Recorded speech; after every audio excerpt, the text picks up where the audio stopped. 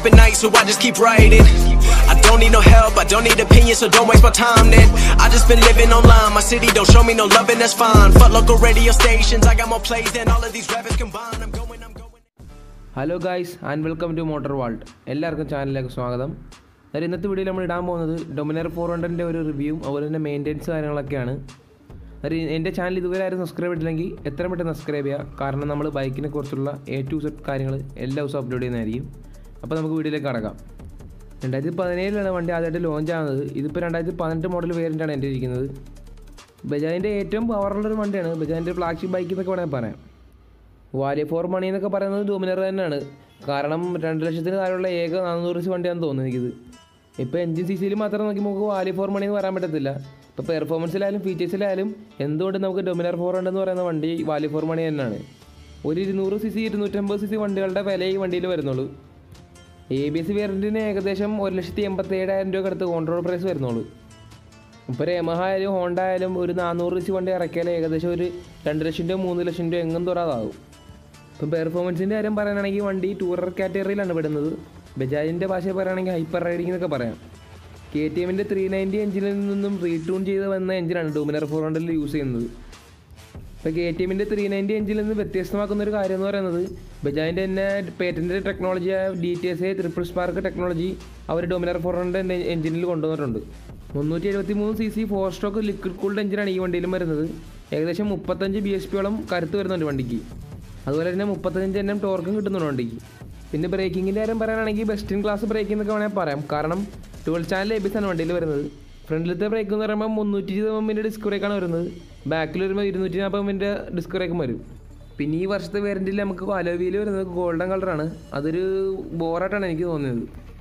മാർക്കറ്റിൽ ഇതിൻ്റെ കോമ്പറ്റീഷൻ വരുന്നത് റോയൽ എൻഫീൽഡ് തന്നെയാണ്. ഇപ്പോൾ ഫീച്ചേഴ്സോട്ടൊക്കെ കമ്പയർ ചെയ്ത് വെച്ച് നോക്കുമ്പോൾ നമുക്ക് മോജോ അല്ലെങ്കിൽ ഡ്യൂക്ക് 390 ഒക്കെ നമുക്ക് കമ്പയർ ചെയ്യാൻ പറ്റത്തുള്ളൂ. ഇപ്പോൾ ഡ്യൂക്ക് 390 സെയിം എഞ്ചിനാണ് വണ്ടിയിൽ വരുന്നതിലും പവറിലൊക്കെ വ്യത്യാസം വരുന്നുണ്ട്. ഏകദേശം ഒരു 9 bhp പവറിൽ വ്യത്യാസം വരുന്നുണ്ട്. ഒരു ടൂറിങ് വണ്ടി കൊണ്ട് തന്നെ ആയിരിക്കാം ഇത്രയും പവർ കുറച്ചത് ബജാജ്. ഇനി വണ്ടിയുടെ കംഫർട്ടിൻ്റെ കാര്യം പറയാനാണെങ്കിൽ നമുക്ക് റൈഡറിനായാലും അതുപോലെ തന്നെ പില്ലിയനായാലും നല്ല കംഫർട്ടാണ് വണ്ടിയിൽ പ്രൊവൈഡ് ചെയ്യുന്നത്. നമുക്ക് അത്യാവശ്യം നല്ല ലോങ്ങും കാര്യങ്ങളൊക്കെ പോകാൻ പറ്റിയ രീതിയിലുള്ളൊരു സീറ്റിംഗ് പോസ്റ്ററാണ് വണ്ടിയിൽ കൊടുത്തിരിക്കുന്നത്.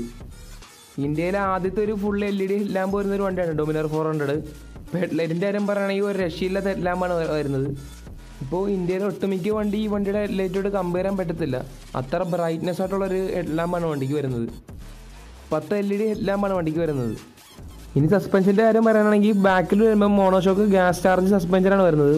ഇപ്പോൾ ഫ്രണ്ടിലേക്ക് വേണമെങ്കിൽ സാധാരണ നോർമൽ ടൈപ്പ് ടെലിസ്കോപ്പിക് സസ്പെൻഷനാണ് വരുന്നത്.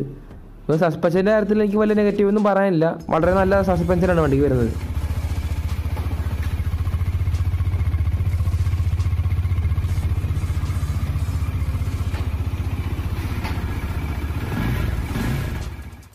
ഫ്രണ്ടിലും ബാക്കിലും MRFൻ്റെ റേഡിയൽ ടയറാണ് വരുന്നത്.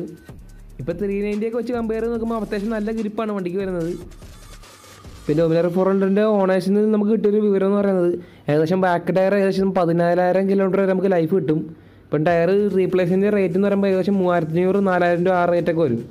ഇപ്പോൾ ഫ്രണ്ട് ടയറിൻ്റെ കാര്യം പറയുകയാണെങ്കിൽ ഏകദേശം 2,500 2,000 രൂപ ആ റേഞ്ചിലൊക്കെ എനിക്കുള്ളൂ വില.